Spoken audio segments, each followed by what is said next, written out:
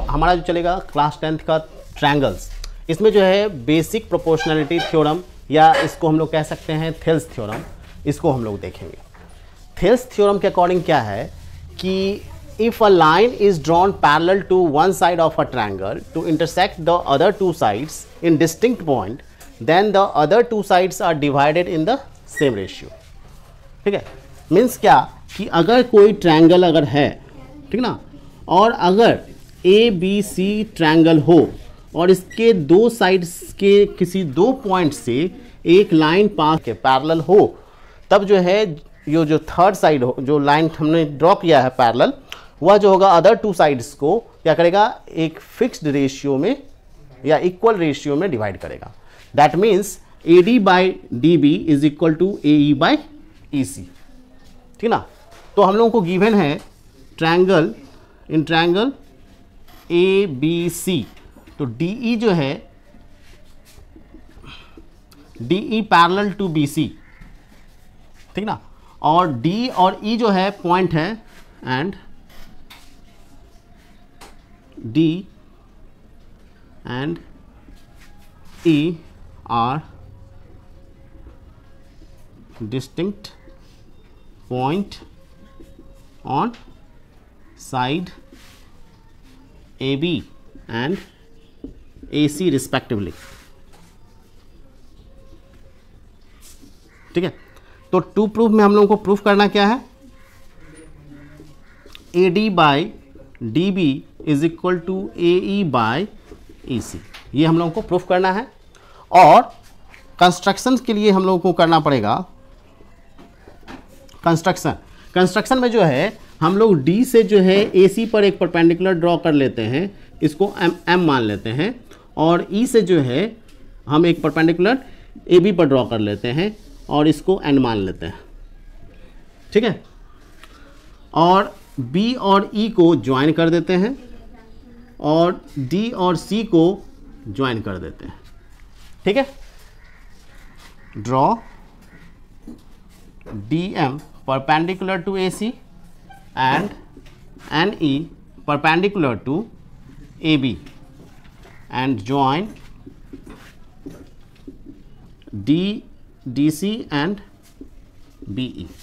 ठीक है, अब प्रूफ देख लेते हैं।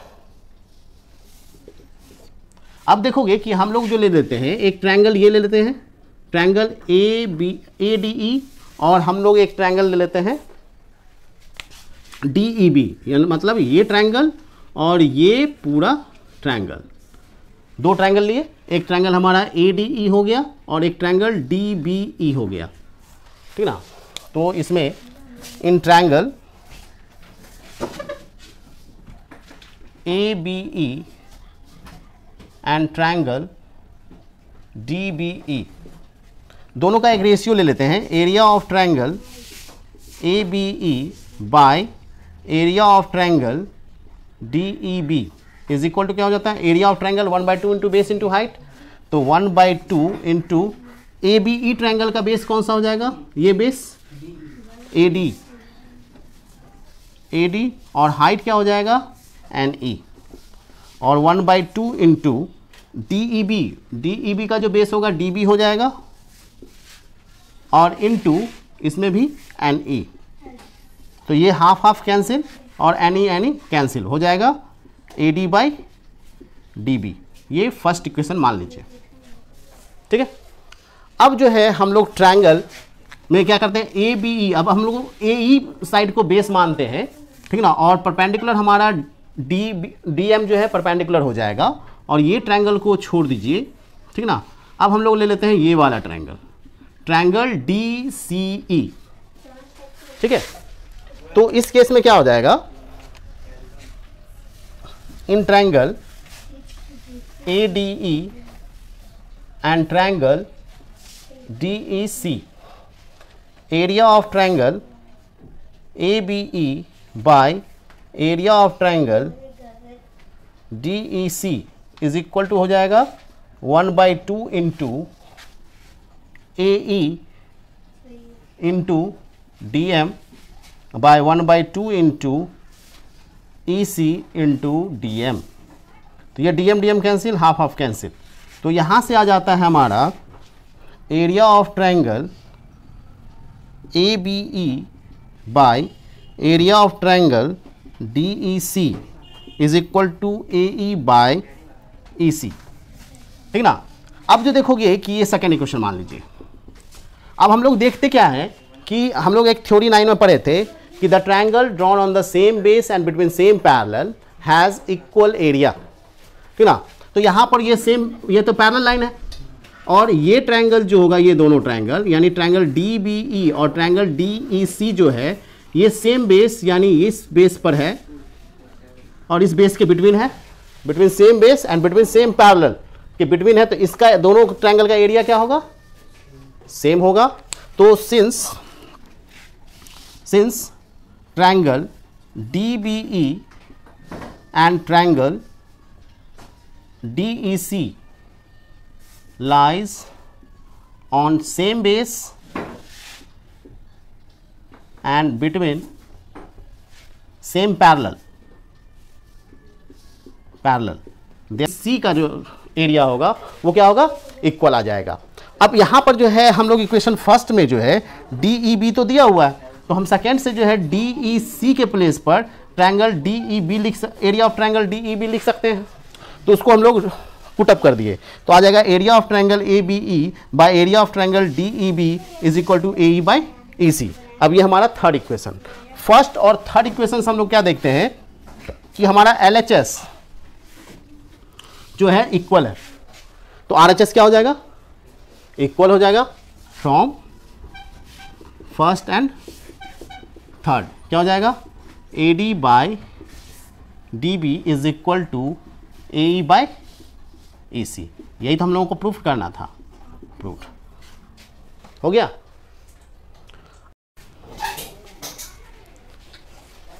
देखिए अब हम लोग जो है बेसिक प्रोपोर्शनैलिटी थ्योरम पढ़ने के बाद यानी थेल्स थ्योरम पढ़ने के बाद जो है इसका कोरोलरी देखेंगे।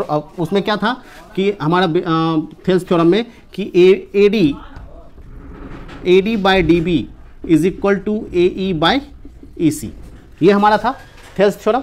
अब इसमें क्या है कि अगर मान लेते हैं दोनों साइड 1 प्लस कर दें, तो 1 प्लस कर देंगे तो क्या हो जाएगा, A D by D B plus 1 is equal to A E by E C plus 1। Equal में अगर इक्वल ऐड करें तो वह भी क्या होगा, इक्वल होगा। क्लियर बात। तो यहाँ पर जो है दोनों में क्या करिए कि एलसीएम लोगे तो डी बी और ये हो जाएगा A D plus D B is equal to यहाँ पर हो जाएगा ई सी, तो ए ई प्लस ई सी। तो A D plus D B, A D plus D B क्या हो जाता है, ए बी हो जाता है, तो ये हो जाएगा A B by D B is equal to A E plus E C, क्या हो जाएगा, ए सी, तो ए सी बाई ई सी। ये एक कोरोलरी हो गया। और दूसरा जो है अब इसको रेसिप्रोकल कर दो और तब फिर प्लस करो, ठीक ना।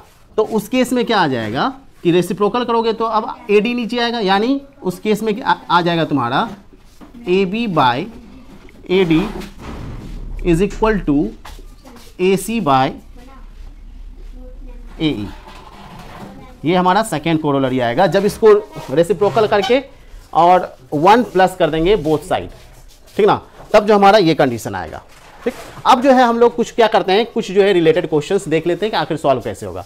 इसी टाइप का ऑब्जेक्टिव बोर्ड्स में पूछे जाएंगे, एक दो ठो ये इस टाइप में रहेगा।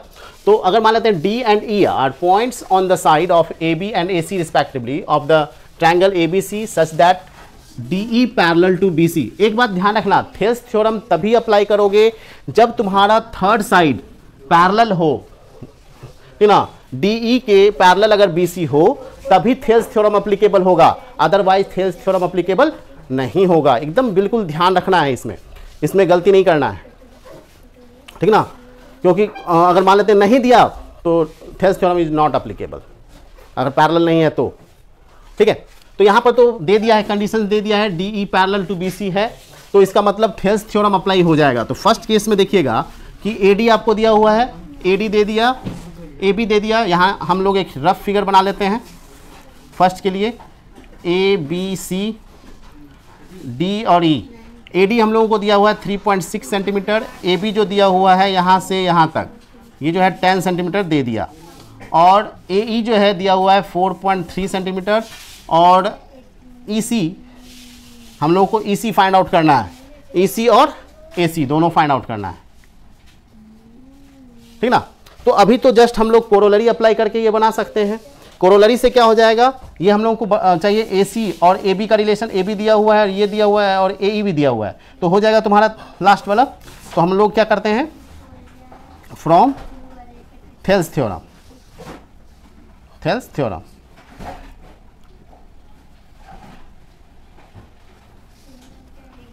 अब जो है क्या हो जाएगा, यहां पर AD by AB is equal to AE by AC।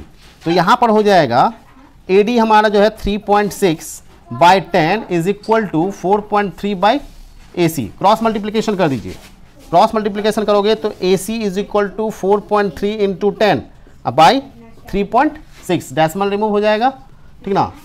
तो कितना डिवाइड कर दीजिएगा,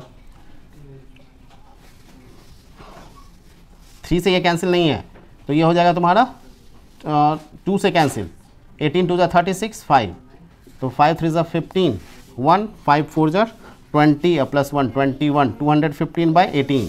इसको डिवाइड करोगे तो 18 1 18 35, तो 18 2 36 होता है, तो फिर 1 ही लगेगा 17 और 18 9 ठीक ना। तो 11.9 आ जाएगा अप्रॉक्स, है ना। AE 4.3 और हम लोग को EC चाहिए, EC निकालना है, अभी निकाले नहीं है, और AC जो है हम लोगों को निकालना था, AC हमारा 11.9 हो गया, और EC अगर निकालना है तो EC is equal to AC minus AE, यानी हो जाएगा 11.9 माइनस 4.3, कितना आ जाएगा 6 और 7.6 सेंटीमीटर, ये इतना सेंटीमीटर होगा।